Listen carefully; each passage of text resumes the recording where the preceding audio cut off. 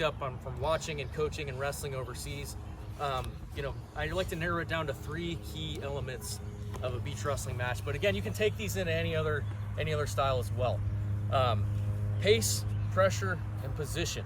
Okay, pace, pressure, position. What do I mean by pace?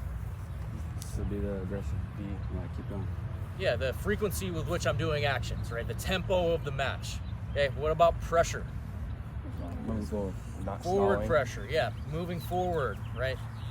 Hand activity, right? Putting pressure on this guy, putting pressure down, forward, you know, to one side or the other, making him go in a certain direction, right? Pace, pressure, position. What's position?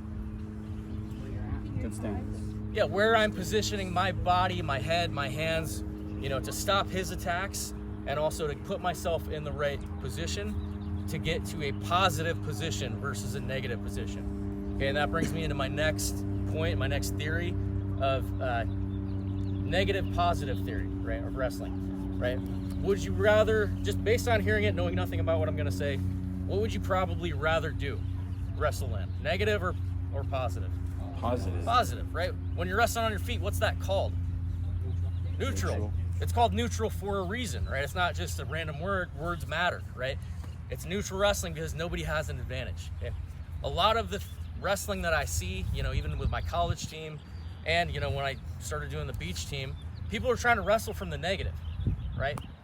We go over there and, you know, we get torched by other countries who understand this very well, right? We wrestle Azerbaijan, Iran, Turkey, some of these, you know, really tough countries, and they're dominant with underhooks, 2-on-1s, things like control ties. Okay, a control tie is controlling a part of their body with a tie-up and then going to attacks or pressure off of that, right? And that's a way to control pace, position, and pressure, okay? So negative, positive theory, right? What's an example of wrestling from somewhere negative? Outside tie. Maybe, unless I'm comfortable there, right? If I'm wrestling, you know, if he's pushing into me with an underhook, he has head position, right? So if you guys don't know what I'm talking about here, right? I have head position, I have a wrist. Am I positive here? Yes. Yes. Is he negative? Yes. Yeah, so he probably has to clear out to get back to a neutral and then advance his position to get to a positive, right? Okay, in beach wrestling, that's crucial, right? If he gives up 2 push-outs because I'm doing that, which was happening to us at the world level, that's hard to come back from, right? I'm basically wrestling his match the entire time, right? So I'm gonna show you guys some offense off of control ties, then I'm gonna show you how to clear them, then we'll go into some other positions, then we'll wrestle live. Sound good?